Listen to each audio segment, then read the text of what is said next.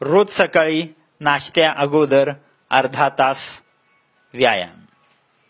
तेवढी एखादी सिंपल गोष्ट केलीत तर ती सगळी औषधं ज्यांची कामं आहेत आपल्या शरीरातल्या रक्ताच्या गुठळीच्या विरुद्ध लढून त्या रक्ताच्या गुठळीला विरघळवून टाकणे, अशी सगळी औषधं आपल्या शरीरात फुकटात निर्माण झालेली असतात. त्यांना ऑन करण्यासाठी रोजच्या रोज सकाळी आपण उठलो की नाश्त्या अगोदर अर्धा तास व्यायाम जर आपण केलात तर तुम्ही ठणठणीत. ही पहिली उपाययोजना. दुसरी उपाययोजना अजून सुंदर, की जेवढा वेळ त्या रक्ताच्या गुठळीला विरघळवायला त्या औषधांना लागणार आहे, समजा अर्धा पाऊण तास लागणार असेल तर अर्धा पाऊण तास छातीत दुखत राहणार का? तर नाही. त्या कंपनीने आपल्या या पूर्ण शरीराला अजून एक उपाययोजना देऊन ठेवलेली आहे. ती म्हणजे काय, तर तुम्ही कधी 2 व्हीलर 4 व्हीलर चालवलेली असेल.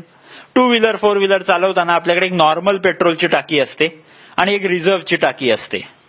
नॉर्मल पेट्रोलची टाकी म्हणजे तुमच्या नवीन 3 मोठ्या ज्या रक्तवाहिन्या असतात त्या 3 रक्तवाहिन्या म्हणजे तुमची नॉर्मल पेट्रोलची टाकी, आणि एक रिझर्व्हची टाकी म्हणजे तुमच्या शरीरात निर्माण होणाऱ्या सगळ्या सूक्ष्म रक्तवाहिन्या, नवीन रक्तवाहिन्या जे रोजच्या रोज निर्माण होणार आहेत ते निर्माण करतात तुमची रिझर्व्हची टाकी. मॉडर्न मेडिसिन मध्ये, ॲलोपॅथीमध्ये आम्ही त्या रिझर्व्हच्या टाकीला आम्ही म्हणतो कॉरोनरी रिझर्व्ह.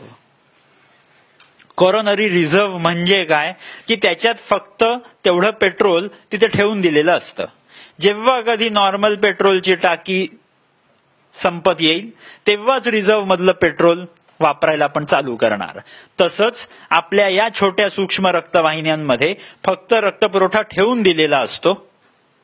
तो रक्तपुरवठा कधीही वापरलेला जात नाही. नॉर्मल रक्तपुरवठा कुठला वापरला जातो तर 3 मोठ्या रक्तवाहिन्यांमधनं जो रक्तपुरवठा आपल्या हृदयाकडे येत असतो त्यातला रक्तपुरवठा वापरला जातो. पण जेव्हा कधी एखादी रक्ताची गुठळी येऊन समजा त्या रक्तवाहिनीत अडकली, त्या मांसपेशीपर्यंत कुठलाही रक्तपुरवठा पोहोचत नसला की ती मांसपेशी इमिजिएट त्या रिझर्व्हच्या टाकीला कॉन्टॅक्ट करते, म्हणते आत्ताच्या आत्ता मला लोन पाहिजे. No paper work, no signing formalities, immediate loan approve केलं जातं या रिझर्व्हच्या टाकीमधनं डायरेक्ट त्या मांसपेशीकडे. मांसपेशीला रक्तपुरवठा मिळायला लागला की मांसपेशी रक्ताच्या गुठळीला म्हणते बस तिकडे, मला काय फरक पडतोय, मला रक्तपुरवठा माझ्या ठिकाणातून यायला लागलेला आहे, सो आय एम हॅपी. प्रश्न असा आहे की ही रिझर्व्हची टाकी जी आहे, ही रिझर्व्हची टाकी हिच्यात सुद्धा जर पेट्रोल असलं तर नशीब. जर रिझर्व्हच्या टाकीमध्ये सुद्धा जर पेट्रोल नसलं तर प्रॉब्लेम.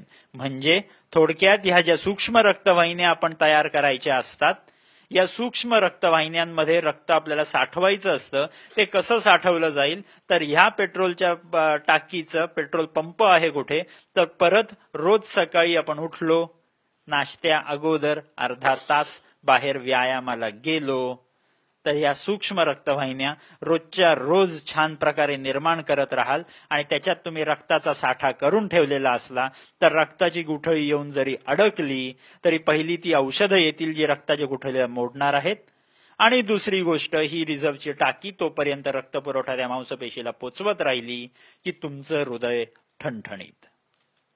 मग असे 200 वेळा जरी रक्ताच्या गुठळ्या येत राहिल्या, पण जर तुमच्याकडे तुमची रिझर्व्हची टाकी सक्षम असली तर तुम्हाला त्या हार्ट अटॅक विरुद्ध घाबरायची गरज नाही.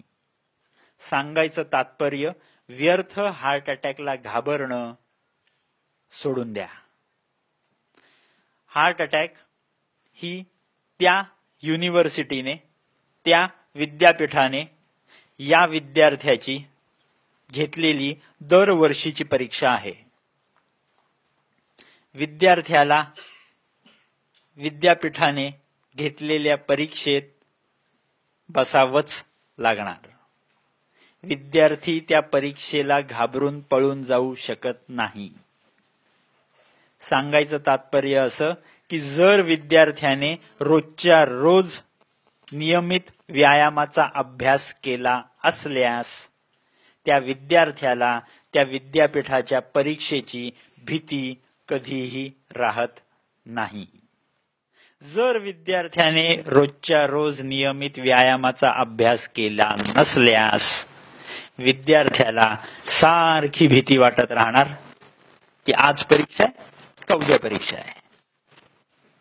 आणि त्याच्यात आपण क्वालिटी ऑफ लाईफ एवढी डाऊन करून ठेवतो की आपल्याला रोजच्या रोज उद्याची चिंता पडलेली असते. आजचा दिवस जो एवढा सुंदर त्याने दिलेला आहे तो आजचा दिवस सोडून आपण उद्याची चिंता करत करत उद्या सुद्धा गायब होतो आणि आज तर आपण गायब करतच आहोत. सो सांगायचं तात्पर्य असं की आज मध्ये छान जगूया, उद्याचं उद्या बघूया. हा बेसिक तत्व फक्त लक्षात घ्या की हार्ट अटॅकला घाबरायची गरज नाही.